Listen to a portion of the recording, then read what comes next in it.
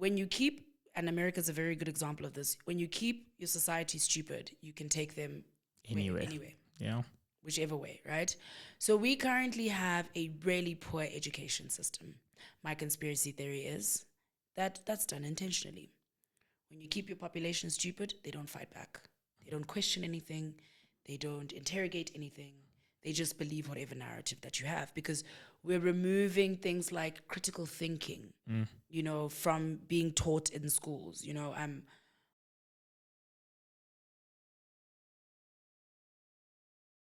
Welcome to the Born Free podcast. My name's Khumo Kumalo. For those who are familiar with me, to those who are new, welcome to you too.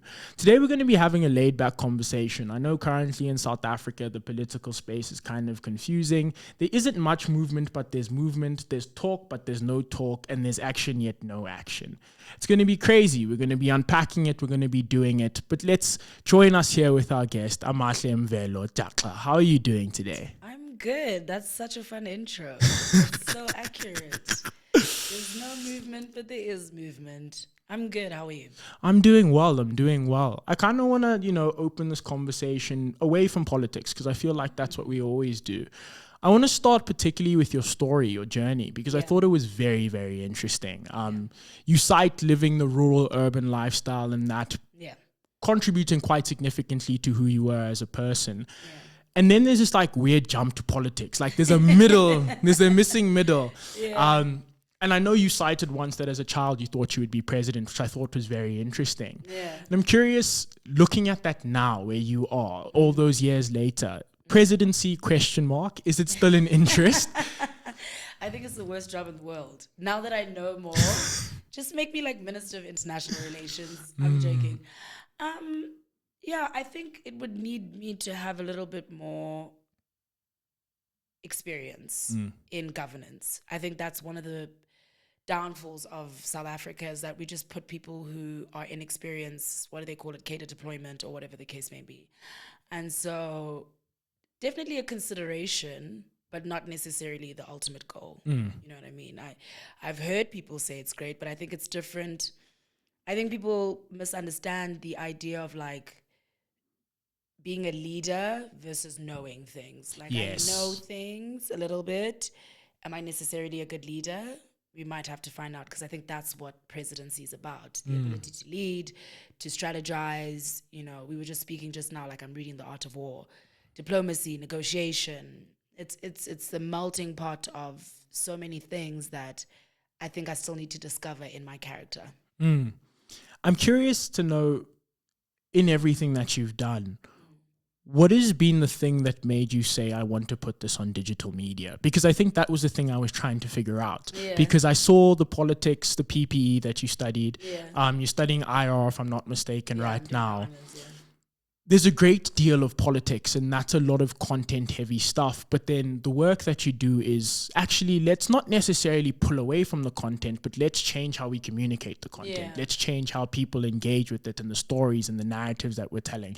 I mean, one of my favorite references that you made when I was watching one of your videos is that you explained government like groove. And I was like, okay, this is a very interesting one. Yeah. What even invokes such a thought? What gets you on that journey to say, actually, people need to know what's happening in their country, but it needs to be done in a way in which they understand it?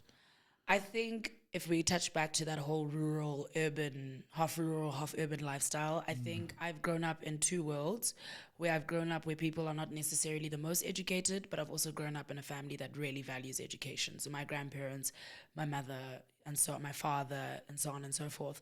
And so I've kind of lived in two worlds of understanding that not everyone is like me and is going to understand things like me. I mean, my brother, we grew up in the same household. He has absolutely no interest in politics.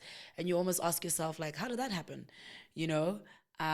So the reason I kind of wanted to do that was, I think at first, mostly a fluke, in the sense that, like, it all started with the ICJ. And the ICJ was obviously South Africa was taking Israel to court for a genocide. And I was watching it in my office. Back then I was still owning an events and media company and throwing parties and whatnot. And I remember I just started writing notes, and whilst not doing my job. And then I was just I started speaking on Instagram story, like, oh my God, this is what's happening. And I was looking on Twitter, and some of my friends are lawyers, and they were breaking down all these complex topics. And I was asking them, like, okay, what does this mean? Explain it to me like I'm a 5-year-old. And that day of engagement on Twitter, that day that South Africa took Israel to court, to the ICJ, was a phenomenal day of where I watched that people were interested. They just didn't understand how to get to it. Huh. So it slowly started happening like that, where anytime there'd be complex things happening in the country or in politics or in the world, people would DM me like, Jaxx, what do you think of this? Like, what does this mean? And so I slowly started doing it on my stories on Instagram first. But the real reason behind it, just if we go back to your question, is that it's this idea that I think I said we met at the Nelson Mandela Foundation. Politics does you, you know, like you might not do politics, but politics does you. I think that's the saying. And I feel like a lot of us too many of us are just like, you know, and then you're complaining about the cost of living, but you're not using your vote correctly. And so it was this idea that I just wanted to equip people with better knowledge, but simplify it, because I also can't stand over complicated things like academics and, you know, just people, specialists and all that other stuff. They just like to use verbose language. And I always find that to just be disheartening, I think, for the average person who's probably not well read. And I'm not even talking about like lower income. I'm talking about like people who've gone to private schools even, who lack comprehension skills. Do you know what I mean? So yeah, that was kind of it. Yeah, and when you look at your work, what do you intend for it to be? Because I also think like politics is a very interesting space. Yeah. And there's also an element of being an educator, trying not to alienate, but also trying to tell people the most informed opinion about what you're doing. And when you look at just your journey as a whole, from the ICJ all the way up until now, what has your work meant for you? Because I think there's a lot of times where people see people speaking about politics and it's just like it's expected, because people assume you have the knowledge, you have the ability. But when you really look at it, what for you do you then go like, this is the impact that I'm trying to make, if it even is an impact? Or is there just a part of you that's just like, I love doing this and I love being able to speak to people? Well, first, there is an impact, because everywhere I go, people are screaming, "How's it?" at me. Which I don't necessarily mind. I mean, I love it, because then that to me indicates that, oh, there's something that we're doing right here. But the meaning for me, and I guess, I just wish everyone grew up in the household that I grew up in, where my mom and I would sit and we would buy the Sunday Times, and then we would buy the City Press, and we would buy the Mail and Guardian. Shameless plug. And we would kind of like exchange, and my mom used to debate with me like I'm, you know, like an adult, and what do you think about this? And no, that's not how that's supposed to go. And so the meaning behind it for me is quite literally to inform as much as I can. I thoroughly enjoy it. To me, sometimes I look at politics as if it's like the Real Housewives. I kind of have that outlook. I find it extremely entertaining. Like, and this is not just in this Trump era, like just way before, from your Tony Blairs to your Bushes. I remember, I'll tell you the story. I was in 2001, I was in grade 2 when the Twin Towers fell, right? 9/11. Yeah, how old are you? Were you born? I wasn't even born. I watched that thing like it's a history documentary. Okay, so I was alive and in school. And I remember my mom making me watch it. Not necessarily making me watch it, but like we were watching this whole thing unfold. And I remember staying up way beyond my bedtime to be able to watch this thing. And my mom writing down on a piece of paper, like, if they ask you at school, this is what they've done. I'm in grade 2. This is basic reading, right? And I remember being in class and the teacher was like, does anyone know what happened in America yesterday? And I put my hand up and I was like, 2 planes flew into a tower, ma'am. And then she was like, does anyone know why? And I remember saying like something like, someone hijacked the plane. Or I didn't think I used the word hijacked, but you know. Yeah. And I remember the teacher being taken aback, like, okay, she knows a little bit too much. And then her dumbing it down for the rest of the class. And so that's kind of also my outlook on this whole thing, is that whatever's complex can be taught. You know, politics is very complex. I was saying to you before we started this interview, I don't know enough. You know, I would love to know more. But I do it because I enjoy it. I find it entertaining. It's why I studied it. But I also do it because when I look at the state of our country and I look at the stats of how many people are voting and, you know, how many people are disinterested, and you drive through a small town called Queenstown, which is where I was born, and it used to be this beautiful town, and you drive in at night and none of the lights are working. It kind of shifts you a little bit, you know, to be like, okay, I have this degree, I have the knowledge, what can I do with it? Yeah. Yeah. I read a very interesting statistic the other day that from the 2019 election to the 2024 election, there was a drop off of about, I think it's 30-something% of voters in the 18 to 19 category. Yeah. And I remember very specifically the speech that you gave at Nelson Mandela, speaking about the importance of the vote and the importance of utilizing and understanding what a vote can do for you and the wider scale of it, but also giving a very personal story about your father and linking those two things. When you look at the state of South Africa now as a young person, what do you necessarily think is the way forward for young people? Because I think it's always such a weird thing to say to young people, you must go vote. You must necessarily go engage. Not because I'm not a believer in the vote. If you can vote, please go vote. But there's an element of we haven't necessarily done the work to say once the vote has occurred, what happens next? Like there's always this weird element in South Africa where like voting's this big hoo-ha. It feels like it's silly season in the country. And we don't necessarily know where to go after that. We don't necessarily know where to put our stuff after that. And now we're seeing a lot more people take to social media, engage with politics at a more day-to-day level. What is that necessarily meant to look like, and what is the outcome that we should be looking for when we're thinking about the future of South Africa as young people? So I believe the two things are interlinked, right? The vote is your future, right? So I think for a very long time, our parents voted out of something that we will never understand, right? Apartheid, because we were not there. We did not have that lived experience. But now we have a different lived experience. And the current powers that be have proven time and time again to be, let's just say, more concerned with themselves. Yes.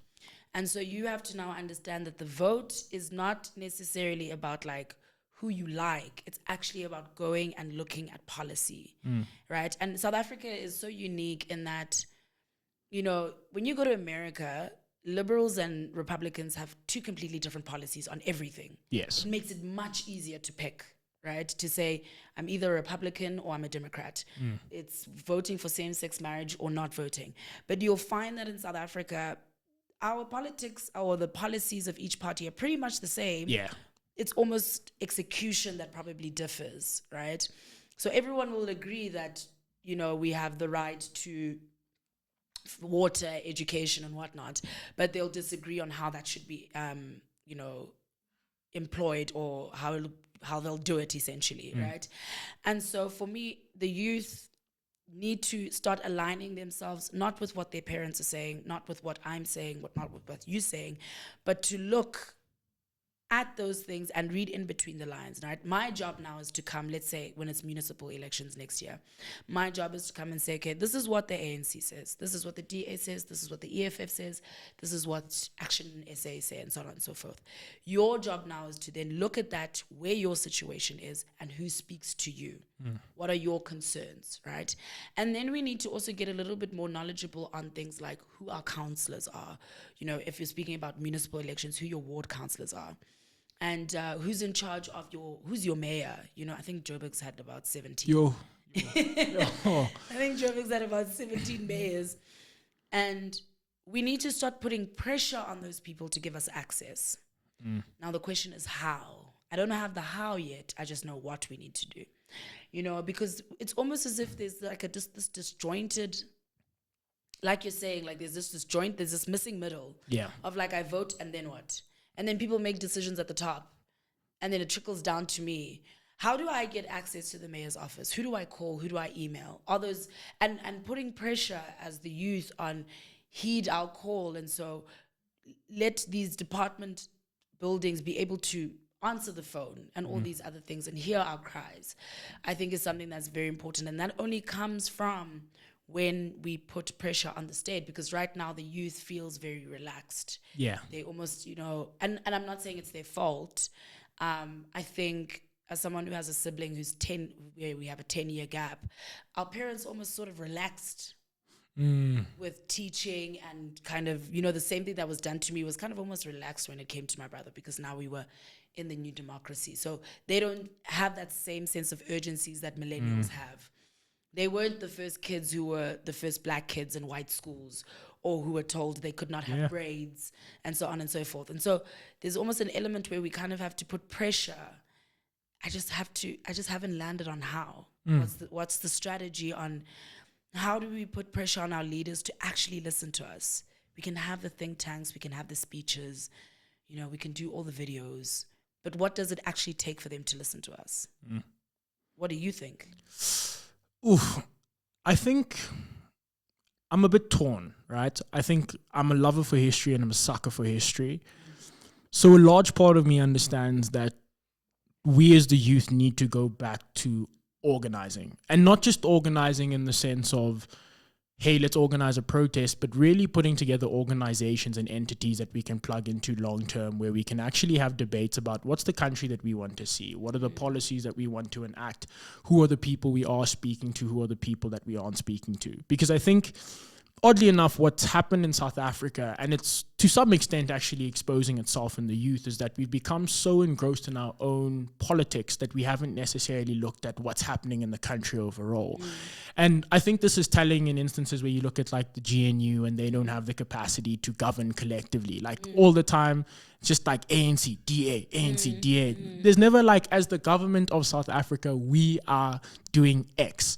Can I interrupt you there? Yeah, go ahead. But I think the reason for that is that obviously it's the first time we've ever done it, but I also think South Africa struggles differentiating between parties and governance. Yes. Right? So when I'm talking about the Minister of Finance, it shouldn't matter where he comes from. It does. I'm not saying it does, but it shouldn't matter, right? And that's why when, for example, in this past week, you have an issue that's happening in the executive, but you have the ANC Secretary General answering. Yes. Where's our deputy president? Where was he? Was he also out the country? Or whoever was acting president should be the one who's making those statements, you know what I mean? And I think that's where there's probably tension in the GNUs. People are forgetting, because remember, South Africa, it's such a unique situation where you had a one political party democratically running a country for as long as they did. Yes. Right? And having an absolute majority at that. Very rare. Most countries are run on coalitions. Yes. And so we're almost in if we were children, we are infants. Yes. Right? And I think that's where you are finding the struggle. But where I struggle with political parties is their inability to try and work together. Before Trumpism in the United States, Republicans and liberals used to work together. There wasn't this insane division between red and blue, you know? Yes, we were competitive, but you'd find that Barack Obama was actually working with this Republican to push this bill, you know? And so we almost need South Africa and the world in general to get back to that, because we're almost living in two extremes. Yes. And we're living in a world of individualism and not collective action. So, and I think that's a byproduct of an even larger issue of just like instant gratification and social media and the pressure and all that other stuff, but that's a different conversation.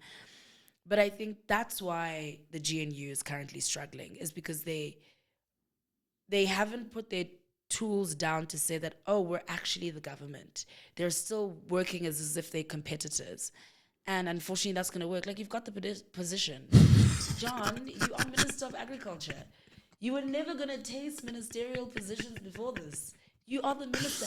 Make it work. Yeah. Why are you now going to the White House, dragging us in front of the whole world? That's crazy. You know what I mean? Like, if I think about President Ramaphosa's visit, I was watching that and I was like, oh my, where's the unity? We should never ever go anywhere, in factions. That's just the worst show of strength, you know? So, sorry, I'd interrupted you, but yeah, you were saying. Yeah, no, I think even to that, which I think is very interesting and I think very telling of the South African story, what I think is becoming a bit more apparent in politics in South Africa is that we are forgetting that the only central party that exists is the ANC. And I think there's this, and it was weird. I saw this in the 2024 election. It'll happen again in 2029. It'll happen again in 2026. There's this great desire to write off the ANC. But between the left and the right, there is no willingness to participate, come together, or even look at each other and see each other as friends. And that same extremism is starting to flare up on the very far end. And we saw AfriForum go to America, do its thing. We saw Julius Malema being played in the Oval Office. Like, we're actually witnessing South Africa break at its core. And at the center of that is just young people without the hope, young people without the aspiration, young people without the vision. I do think to the thing of putting pressure on, and I think more so to what's happening currently in the country. General Mkhonazi's statement, which then ended in President Ramaphosa's, or as people refer to him, cupcakes, commissioner. Brad Malcolm in my eyes. He's going to have to earn cupcake. Cupcake is delicious. He's a Brad, I'm joking. No disrespect to our president, His Excellency. What we then got at the end of yesterday was a commission of inquiry, which is what everyone didn't want. Everyone wanted action. Everyone wanted accountability. Everyone wanted a timeline where we could actually make sure justice would happen. And I mean, from what we're hearing, it's going to take 3 to 6 months. Which means 2 years. Yeah, which means they'll give a call and then it's going to go on and there's going to be reasons why people aren't being prosecuted and all of that. But looking at what happened in the country, and particularly from your scope, because I understand it from a very politics space, like someone who's ingrained in it, what is somebody seeing from the outside looking in? Because I think that's where a lot of people, and especially people in politics, lose sight of what's happening. Because they're so ingrained, they know everyone, we know the faces, we know the names. We never know what everyone else on the outside is looking for. So when you looked at this massive debacle, which involved so many moving parts, generals, commissioners, ministers, the whole lot. Yeah. How do you then look at a situation like that and go, I'm going to translate this for everyone else? But also, how do you feel specifically in South Africa, the media misses out on actually informing and connecting people with what's happening? So let me speak a little bit about the Commission of Inquiry, then you'll remind me about your question. When I watched it yesterday, I was watching it, and obviously we got the Commission of Inquiry, and I'd already made a video where I was just like, if we get another Commission of Inquiry, there is justified reason for a Commission of Inquiry, especially when we look at what just happened, because you're dealing with 4 or 5 different departments. Correct. You've got police, you've got the executive, you've got the judiciary, you've got legislator, and you've got citizens, right? So you could say the most effective way is to create a commission of inquiry, right? The problem is that commission of inquiries in South Africa don't work, right? And then you got to ask yourself, then what is the Minister of Intelligence and Security? What is his role then? Shouldn't he be taking up this investigation? Shouldn't Hawks be we already have these branches that are set to investigate these things, but they are necessarily not doing so. And I'm not sure, I can't remember who was saying this on EWN yesterday, but they were saying that a commission inquiry has no legal standing. Yeah. And so it's very much an easy way for you to kind of just like push the buck off and be like, oh, I did something, but I don't actually want to do anything about this, right? So from the outside looking in, I think people just see a waste of money. We already had an issue with our budget this year. Our finance minister sat there and said, this is how much debt we have. He tried to increase VAT, and now petrol's going up, water's going up, electricity's going up. It's almost as if we're being punished, for denying that. And so I think South Africans, when they are looking at it from the outside, are just saying, well, how much is this thing going to cost me as a taxpayer? I'm already struggling cost of living is unbelievable, dude. Someone did an example like, if you owned, it was stupid and these aren't the right numbers, but if you earned like a 30,000 Rand salary in like 2012, you could buy something like, let's say, 40,000 Big Macs.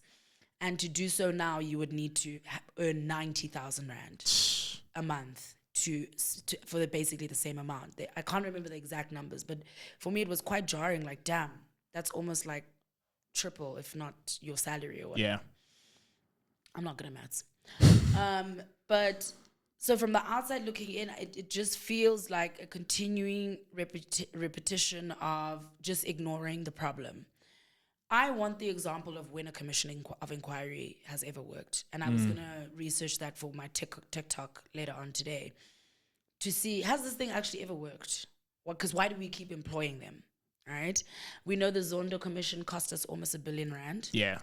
That's R1 billion that could have gone to health. We've got a lot of young people who are doctors who were told, you have to go to school, get into varsity, become a doctor, and you will be guaranteed employment.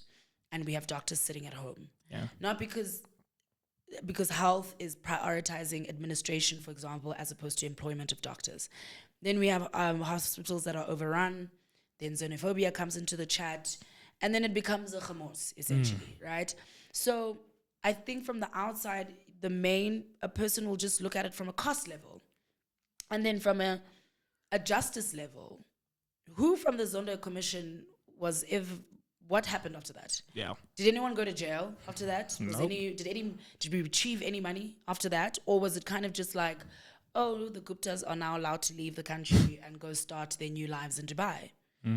So that's why I think we're quite despondent as the public to another commission of inquiry. We understand its costs. We understand that there's never any results behind it. And then we also understand that it's another time waster. Yeah. There was an opportunity for us to have quite a decisive president. Now I know the ins and outs, and it's you're trying to keep this person in because you don't want to be overthrown. It's basically Game of Thrones. Yes. Right?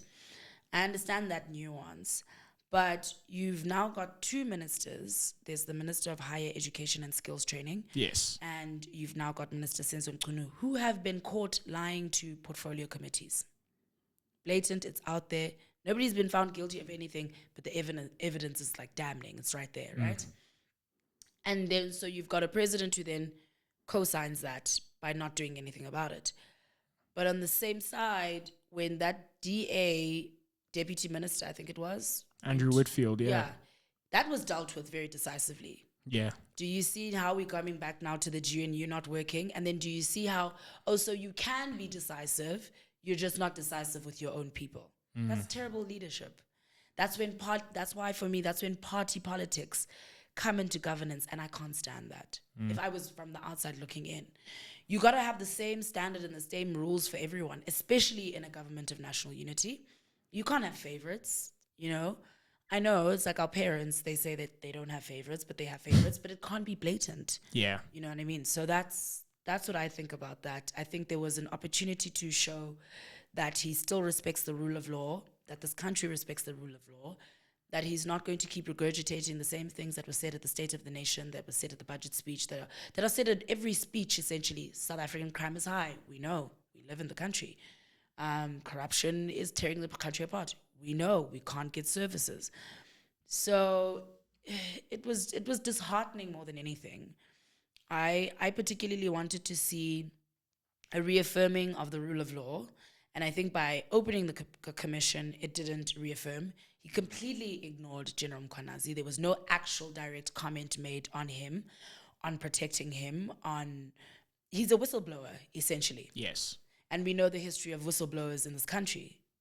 They don't do well, right? So we needed to also reaffirm that this corruption that you say you're speaking about, people must be confident enough in the system that they can also come forward.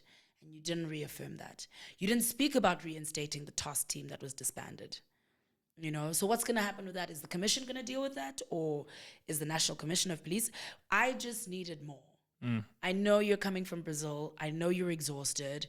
That must have been taxing on its own. You're trying to get foreign investment. But how are you going to get foreign investment in a country where people your own executive doesn't respect the rule of law? It's a very interesting thing, because I think what's very telling is that, and I've been trying to mind boggle myself with what's happened. There's a large part of me that keeps looking at the situation and keeps going, I sometimes get so shocked at the fact that we as South Africans are shocked about the corruption in the ANC, because it's been written about. It's there, it's blatant, they've known it. On the other end, I think a part of me also then doesn't understand, but also tries to sympathize and tries to get around this idea of process is process. Like, yes, these are allegations and everything, and commissions haven't historically worked, but you need to respect something. But at its core, I think the thing that South Africans continue to see is that lack of accountability, that zero change, that nothing is really going to be done, because we can see even you don't really care too much about finding out what really happened here. You're kind of like, let's just sweep it and let's carry on moving. Along, Now, looking at digital media, which is a very interesting scope and also a very interesting thing, because different to how traditional media has historically operated. Traditional media has existed at sources, has existed at writing these long papers that come out on a weekly basis. Normally it's on a Sunday in South Africa. Digital media has allowed us to be so hands-on. It's allowed us to actively say, there's a bombing here, we report about the bombing there, and then we're instantly talking about it. Similarly, when this announcement broke, everyone was like on Twitter, everyone on TikTok was like, yo, okay, it's really going to get lit in South Africa. I'm curious to know what you see as the pros of digital media, and if you see any cons in digital media and what it might mean for South Africa. Because one of the more interesting stories that I've read recently is like the bots that different political parties have been using on X and Twitter and everything. And that's very reminiscent of what's been happening in the United States. The only difference is we don't have an Elon Musk who can buy Twitter, so we need to create bots. There's definitely a very scary world, which is to say public discourse can be stolen from the public, and to some extent is being stolen through the use of bots, which isn't reflective of what people truly think. On the other end, there's so much value for people being able to tell their story, their own story, live, real time, and actually say, this is what's happening in my community. Where you stand within all of that, how have you felt digital media has allowed us to re-engage the world? But also, what do you think your biggest fear is with digital media? So I think my biggest fear is the obvious one, which is misinformation, right? Because remember, you must remember, not everyone is genuine. Some people quite literally enjoy chaos, right? Yes. And so I'll give you an example. For me, after the president addressed the nation, people said to me, okay, where's your video? Where's your video? Where's your video? I'm not a breaking news. I'm not a journalist. I don't go to school. I don't do breaking news, because I am terrified of one day spreading misinformation. That's how much I value it, right? That is, something for me that is extremely important, that when I inform, that I extremely fact check, because I do come from the newspaper era, right? Where I would watch, you make a mistake, now you have to have a retraction in the front page or page number 2 the next day. But now there's no accountability for that. Yeah. That's what terrifies me. Because when we live in that world, anyone can say anything. So I'll get lots of DMs, and I can just see from the font and just the way this video has been done, I'm like, that's not even real. I'm not even gonna waste my time. But that's because I took a course in media, right? I understand media. I understand, like you're saying, how traditional media is owned, by politicians, by, advertisers, by the owners themselves, and their ideologies also filter into how a story is told, right? So we haven't always had objective media. So that's, I think, the biggest fear for me is the spread of misinformation, and just in general, just because South Africans are quiet, and this is no disrespect to anyone, we have very low media literacy levels. So we struggle to spot when something is real and when something is not. Yeah. And I think that's also something that affects Americans as well. So that's why there's always going to be like weird chain messages of like, oh, did you see that this happened? And I'm just like, I wish I could take my brain and give it to you, just so you could see that that's not real. There's just certain words and keywords. And then there's the other side, because without digital media, there is no me. Yes. To inform. And that's why I take my job, it's time I start calling it my job. That's why I take my job very seriously. It's in that in our media course, we learned this thing, and it's basically like the ownership of, and we, what did he call it? It was ownership, OASIF. So ownership, advertising, sourcing, ideology, and FLAC, right? Which essentially, this is the propaganda model. And it's this idea that owners influence what we read, advertisers, and so on and so forth. So when we get to digital media, that's all removed. Yes. You now only have the person who's reporting, which is quite good. They get to tell their stories. We don't have the Arab Spring if we don't have digital media. We don't understand what's happening in Palestine if we don't have digital media. Do you know what I mean? Yeah. So it's such a catch-22 for me because it's so necessary. And it's actually removing the power, because I'll use the ICJ case. When I was watching that case that day, it was over 3 days, right? We had South Africa presenting the one day, we had Israel presenting the next day, and then we had the judges coming back to us and reporting back their findings. If you looked at BBC, if you looked at CNN, if you looked at Sky News, day one was not being reported. I remember watching Sky News and being so upset because the story was some silly story about a post office scandal in Britain. And I was just like, this is so blatant, you know. And we've now had, I think it's BBC reporters or Sky reporters coming out saying that they were forced to push a certain narrative. Yes. Right? And then on the second day, they are now flighting everything Israel is saying. So from those people who watch traditional media, they only get the perspective of that. And they now think South Africa is this crazy country at the bottom of the world who doesn't know, who's probably anti-Semitic, and then the bots and all these things that you're talking about then run on that and create this false narrative about South Africa. And now we've got false narratives about white genocides, and it's so difficult, and it needs regulation. It needs people to be held accountable in some way. In the same way that using the K word, you can use it inside your home, but once you step out and you say to someone and you're caught, there are implications for that. Yeah. We need to find a way to give digital regulations. And TikTok is quite strict on that. I'll give you that. Like, my videos get taken down all the time, and then I have to appeal and say, like, no, I've sourced, and I write the whole thing. Like, my video was taken down yesterday, and I said, no, these were my sources. And that's why I've also started saying who my sources are. These were my sources. This is where I read this. I have not copyrighted anything. This is not misinformation, da-da-da-da-da. But that has to happen collectively. And each country, and I think this was a topic that I did last year, the problem is that each country is creating disjointed laws around digital media. Yes. There has to be collective action in the same way there was collective action with nuclear weapons. In the same way there was collective action with deciding, genocides are illegal and so on and so forth, and what are the implications of that, and creating institutions like Right to Protect and all that other stuff. So we're living in a globalized world, but laws are being enacted in silos. So now you have Europe who's saying, this is how I'm going to regulate this thing. I'm going to regulate the ownership and so on and so forth. They're doing their own thing. I mean, if America has no haters, I am dead. And I know I will never go back into that country ever again. America's doing its own thing. South Africa is so inundated with already its own problems that digital is probably the last thing on their minds. Yes. But it needs regulation, because it needs a form of accountability. And it's the same thing with me and you sitting here today at podcasting.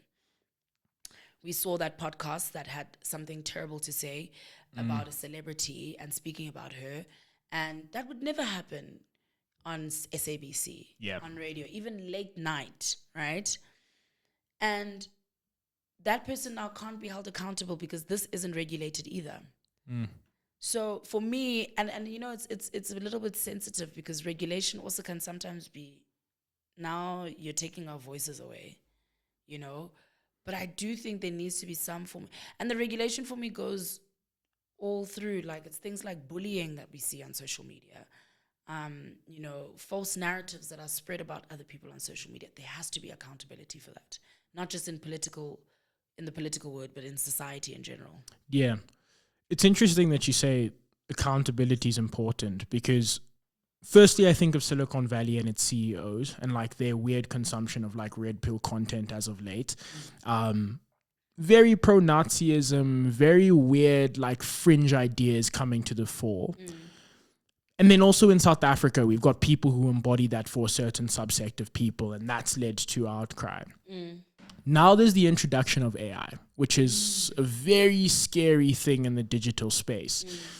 We've recently seen Grok, Elon's AI, kind of went crazy and started just going like, yeah, no, okay, I'm for Hitler, I'm doing this. And I was like, whoa, okay, this is a bit crazy.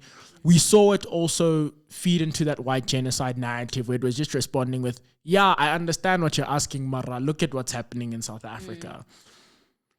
And we're also seeing AI become a means of creation and become a means of informing people and setting up certain narratives. And it's interesting that you mentioned more and more people are unable to tell what's reality and what's fiction. I don't know what the statistic is, but there's a very scary one of young people not being able to separate facts and opinions. We're getting to a point where people are unclear as into what they are consuming and are unclear as to where to go to verify what they're consuming is true. Yeah. If you go on Google and you search for anything, AI is the first thing that pops up.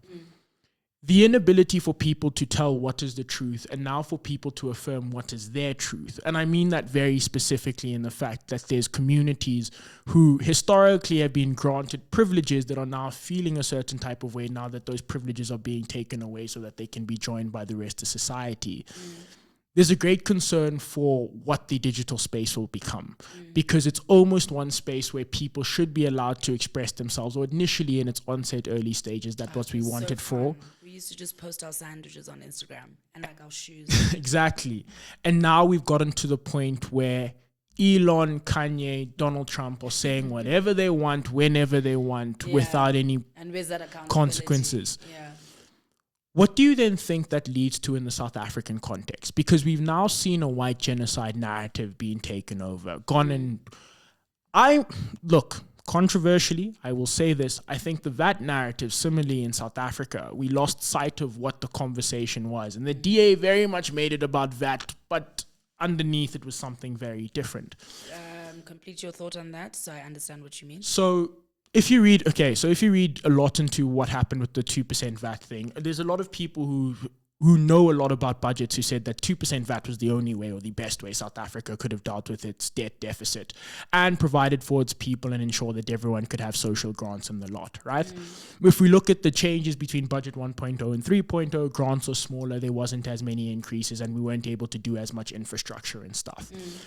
What the story was that happens underneath that was that there was a lot of horse trading with the DA and the ANC, where the DA was asking to be a part of Operation Vulindlela, wanted certain specific financial levers so that they could have more control on the economy. Okay. What then ends up happening on social media is every political party says, no, we don't want 2% VAT, unable to necessarily link the consequences of what happens when we don't have 2% VAT and then the budget. So it's even interesting in the conversation we've had here, you've gone to say budget 3.0, now everything's gone up. And no one had the conversation to say, wait, but if we don't increase VAT, consider where the increases might occur.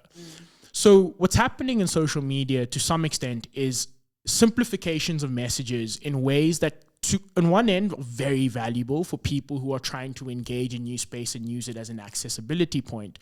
But on the other end, it means that certain political parties, certain political actors get to run those narratives and make them what they are.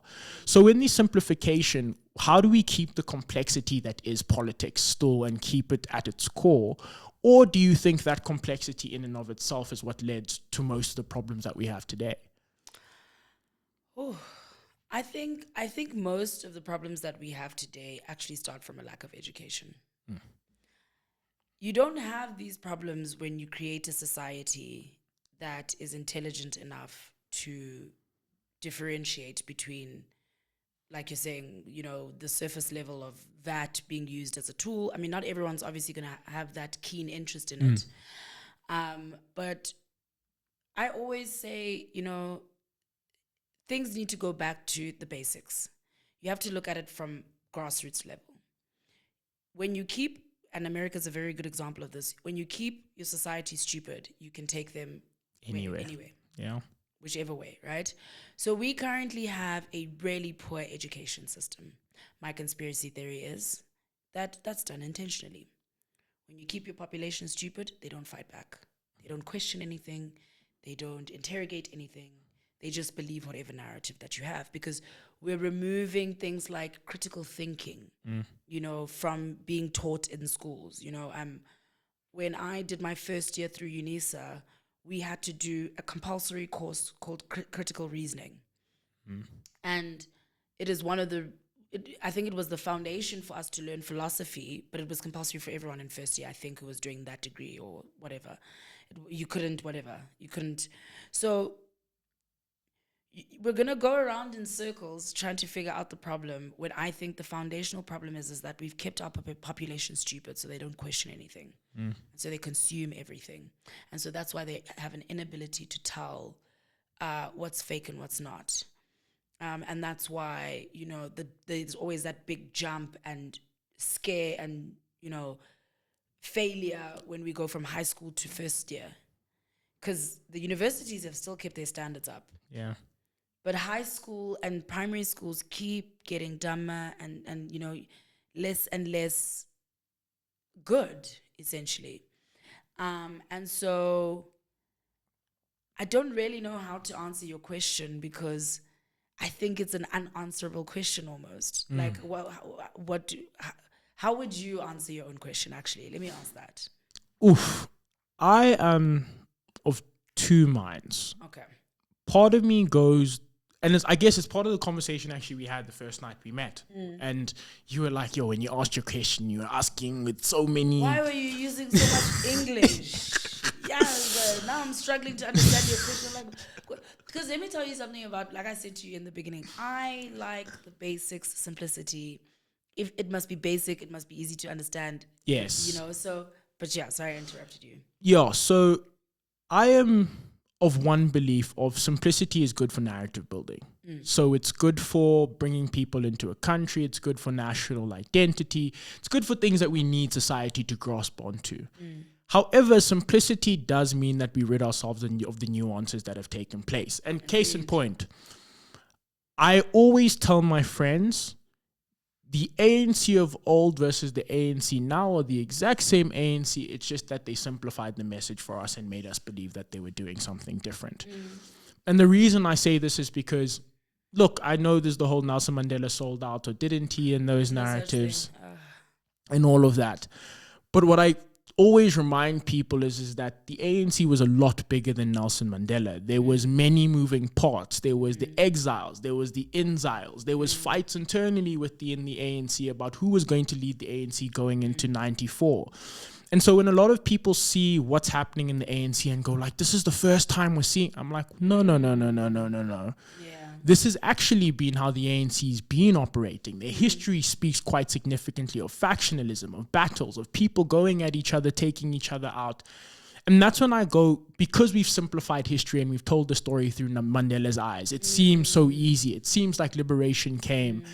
But even beyond the fact that it seems like liberation came, people also then forget the fight that took place to get to that point. And we're taught very much the key moments. 1955, Freedom Charter. 1976, then we get Youth Day. It's the massacre before that. 1960, Sharpeville Massacre. Yeah, Sharpeville. Yeah, and then Youth like Day. That, yeah. And then it's just like we speed up to 94. No, then we speed up to talks, Cadessa and all of that. And I'm like... But it's very surface level. And we don't actually speak about how chaotic the 1980s were. Exactly. And like this country was on fire. Exactly. And even the 1990s, like KZN, Eastern Cape, on fire. Like it was proper. Yeah. This was a country when they say a country on the verge of civil war, when you say that to people who are born free, they don't understand how to comprehend that. They don't even understand how to comprehend that there was other parties that aren't written about in the South African history. PAC. And so a lot of that simplicity for me sometimes goes that, yes, even though we've kept the narrative simple, we've made people forget about what the struggle was going forward. And I think part of me understands it, because you can't teach everything in history. History is too complex. And here's where I want to differ with you. South African education system back in my day, you'll tell me if it's changed. You guys will tell me it's changed. But back in my day, we spent more time on World War I, World War II. Yes. And just generally what was the Soviet Union collapse than we did on apartheid. Yes. and South Africa in general. Apartheid in South Africa was about 3 weeks. The World War One and what happened in Europe and Hitler and all of that was quite literally an entire term, Yes. if not two. Yes. Right? And so I disagree with that. And that's why I'm saying the education system can be put at fault at that. Because history is not difficult. History, okay, me and you will find it interesting. I know, we'll find it interesting. But history can be boring when it doesn't relate to you. Yes. And think about it in the context of now. Why in God's name am I learning about Russia, right? And what happened with the Soviet Union? Or even, let's take it back to World War One and the Tsars and Germany and that whole thing collapsing or whatever the case may be and causing World War One. We're too far for that. That's for us people who have a keen interest in it. Yet, like you're saying, when it comes to South African history, we only know about as you said, 1950, the Ravonia trial, Sharpeville, Youth Day, and a little bit on Codesa, but even Codesa's surface level. It's like a page. I learned about Codesa probably when I was studying it in varsity, about the intensity of it. And that's why I say when people say Nelson Mandela sold out, did you want a civil war in this country or did you want to transition into peace? Yeah. That was literally what was on the table in my opinion. Please, in my opinion. So, once again, we have leaders who choose to teach European history more than our own. And then you're shocked when people aren't engaging with the country. And they have this beautiful vision of Europe and they want to, they really want to go work in Europe and study in Europe and they don't want to do anything. And then you have all these intellectuals who are also leaving to go do everything in Europe instead of coming back. It's the same problem that happened in the Eastern Cape. Joburg was so attractive and made this thing that was so beautiful that all of us left, including myself. And now you look at the Eastern Cape and there's no one there who's got the qualifications and the things that, and now we've got people who are, quite literally some of our classmates who passed matrics, came to Joburg, didn't do it, and now work for like the Department of Transport. Yeah. When did you learn transportation? Nowhere. You found a post, and now you're in charge of that. So it is quite literally like a vicious cycle for me that's always gonna start with education. It's the same thing I say about xenophobia. With everything that's been happening recently, right? I understand the clinics are full, but I also understand that the Constitution allows for those clinics to be full with legal and illegal immigrants. Yeah. Right? Our government enjoys it when we fight about whether or not hospitals are full, that and that and that, instead of actually looking at the bigger picture, which is why are our borders not secure? That's the actual big question. Sure. And when the attention is diverted to hospitals and clinics and lack of services and not why is the entry point not protected, they get to sit back and actually not have to be held accountable. And I'm talking about land and sea, because I know Cape Town is also full of Europeans and Americans and all these other, people with significant higher incomes, living in Cape Town, and now there's a rental crisis and a housing crisis in Cape Town. But Cape Town is thriving. They're enjoying it. Oh, they're the province that's most successful. They're so clean. And then you land in Cape Town and you say, that's not the case. Yeah. When you're driving past Guguletu and you're driving past all these, Kwalanga and all these other places. So that's the problem with simplicity. Simplicity when you strip away detail, you then allow people to not be held accountable. Yeah. And when you strip away people from knowledge, you cannot be surprised when they are now disinterested. And that's the issue, right? So why would anyone care about South Africa as a born free if they've just been taught like people fought, then some people went to jail, a couple of people died, then some people revolted, and then South Africa was a rainbow nation. You don't give context. We don't speak about Chris Hani. I never learned about Chris Hani at school. I learned from Chris Hani from my parents. Yeah. You don't learn about, like you're saying, all the other political parties that were in aid of all of this. And I think the ANC's done very well in creating the narrative that they were the only ones, doing something. Yes, they were the biggest political party, and we are grateful and thankful for everything that they did. but they've also changed their narrative to also boost their PR. Yeah. And maybe that's the reason why. But now you're complaining, when it's time to go vote, you're complaining that the youth is disinterested in voting. You haven't taught them anything about voting. You haven't taught them anything about how the system works.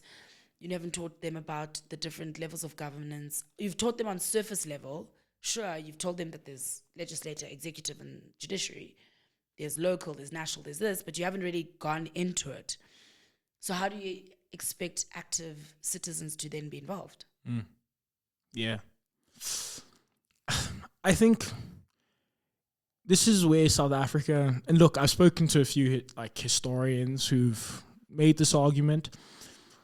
One of the arguments for why we learn about World War II, and it's a global phenomenon, is just that it's one of the most well-documented atrocities in the world, which is true. I don't know why it was that they were so good at paperwork, but they just decided that's what it is. They were German.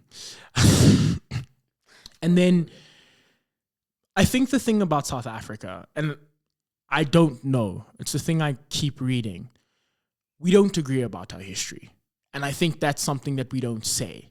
Because even internally within the ANC, and if you speak to anyone who was part of the liberation movement who had any ties to the ANC, the stories they tell are very different from the stories that are told publicly. And I think one of the things that's very true about the way South Africa came to its liberation is that we don't want to accept it was never a pretty story. It was never something that was done without immorality. I mean, even in the most inhumane ways, when you read about the ANC camps outside of South Africa and you read about the amount of human rights violations that took place, both to men and women, you then can't necessarily look at the ANC as the liberation party that stands for human rights. And so I think there is a lot of contradiction within South Africa. There's a lot of contradiction internally. There's questions about people potentially being spies or not being spies. It feels as though South Africa, and it's a thing I always say, covered up its history. Can I ask you a question here? Do you think an organization can change from being a organization that's set on finding freedom and fighting for its country and possibly doing questionable things to meet that end into an organization that is then good? Or do you think once rotten, always smells? Let me answer it like this. At least from my readings and from what I've been watching, specifically General Mkonazi's thing, which has been interesting. I've been speaking to different people who have done a lot of reading on the ANC and the history. The ANC wasn't self-funded. The big question mark for South Africa is who funded the ANC and who funded the liberation movement. And if you think that was legitimate entities, I'd ask you to ask again. And I think once you start from that point and there's no clear cutoff to say that we are done with this and we can move, but moreover, a lot of ANC officials who came in were then engulfed, at least at the top level, by capital. The only other way to exist was crime. And if you knew crime before, what happens after? Okay, interesting. But last question I do want to ask in closing. Yeah. Looking at the scope of South Africa, looking at the scope of digital media, and looking specifically at what South Africans should look for in the next coming year, what is your advice for people separating the noise from the reality? What do you mean by that? South Africa is going to be in a very interesting year, 2026. Right.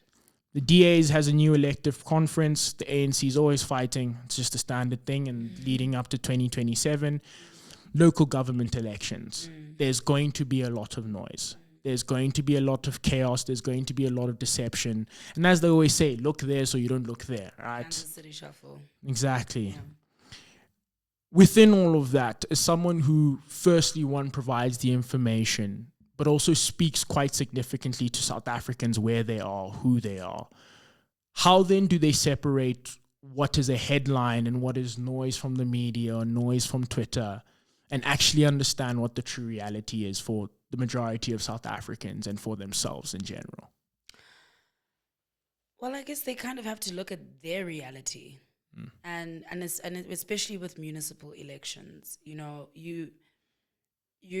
I'm not going to be able to do it all for you. You're going to have to look at your neighborhood and say, who's in charge? Who's in charge here? Who's been in charge for the last 4 years or however many years it's been, right? And how am I surviving? And how am I living? And what is it like? I live in a predominantly white neighborhood. We are potholed up. It doesn't matter where you go, right? Because I think we especially with municipal elections, we always forget that, like, municipal is like the groundwork. Yeah. Those are the guys that are actually there. I mean, they were painting our roads the other day, and I was like, this is so stupid. Because you're painting the stop signs and whatnot, but this road is on its last legs. I've lost 2 tires on this road. So I think if South Africans have to ask themselves what to do next year or how to separate their noise is to actually look at their reality. There's no point in listening to the noise that's going to speak about, oh, you know, we're going to improve this and this and this, and we're going to build this and this and that. Look at what's happening where you are. And you kind of have to move from that point. And moving from that point means that you have to look and say, okay, I was currently being ruled by the Pink Party. From when the Pink Party took over to now, what happened in my neighborhood? Right? And then from a digital perspective, we all know it's going to get ugly. But this is now where media literacy is going to come into the whole fold, right? So I always say it's so difficult with media, and that's why I like to watch different sources, is because I like to read between the lines. Like it used to be so fun when the City Press used to have a paper and Sunday Times used to have a paper, because on Sunday you could see the exact same story and be able to kind of see how the narrative is being told. Yeah. So diversify your media consumption. Don't only stick to ENCA. Watch Eyewitness News. Watch SABC. And see the different narratives that are being told and how they're being told, and then formulate your opinion on that. Don't just watch Jaxx, you know. Watch a Dan Corder. Watch a Zetu. Watch this podcast, for example. Get different perspectives to inform your opinion, because the reality is that the information is not just going to arrive. And you're not just going to get it. You know, you're gonna have to, if you are passionate about this country as I am, I love South Africa. I've been overseas. There's not a chance you're gonna catch me living overseas for more than 5 years, you know? And so I believe in this country. And so if you believe in this country, you kind of almost have to be selfish with it. And being selfish with it is going to have to remove what your parents think you should vote for, remove what your friends think you should vote for, and look at your reality. What does my suburb look like? What does my town? Joburg, we've had, like we said, 19 mayors. So what are we actually going to do about that? Yeah. You know what I mean? I can come and break it down for you why we've had 19 mayors, but what's your actual opinion on that? And we almost have to start encouraging people to have opinions, even if they are stupid. I think it was Barack Obama. I love saying this thing. You're entitled to your own opinions, but you're not entitled to your own facts. Yes. He said this on that David Letterman show on Netflix, and he was quoting someone else. You should be able to say what you want, but you should be responsible with what you're saying. And that only comes when you are informed. And being informed cannot come from Twitter, cannot come from TikTok. It cannot only come from the Mail and Guardian. It has to come from all of them. Yeah. And that's the only way I see you being able to separate the noise of everything else to what you think is the right thing. Remember, also, you're a human being, you have autonomy. So what you think is right? What do you think is right for your country? What do you think is right for your neighborhood, your city, your town, and all that other stuff? So, yeah, diversify your portfolio. I want to say thank you very much. This was a very fun conversation. I'm glad. And to everyone else out there, all the Born Free listeners, thank you for getting up until this point. Please subscribe, please like, and peace out. Cheers.